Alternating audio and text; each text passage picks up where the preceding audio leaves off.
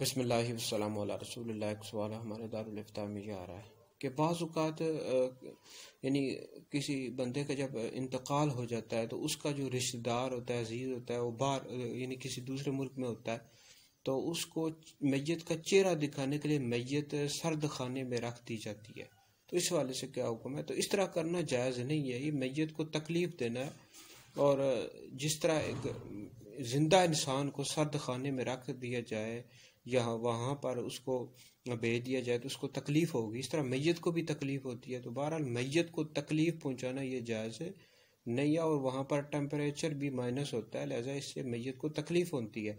ایک وجہ تو یہ ہے کہ میت کو تکلیف ہو رہی ہے اور میت کو تکلیف دینا جائز نہیں ہے، اور دوسری بات یہ ہے کہ بلا وجہ کی ایک تاخیر ہے، کسی کو یعنی چہرہ دکھانا کوئی شرعاً ضروری تو نہیں ہے نا، اور اس کی وجہ سے میت کو تکلیف پہنچانا اور پھر تاخیر کرنا بھی دفنانے میں یہ بھی منع ہے۔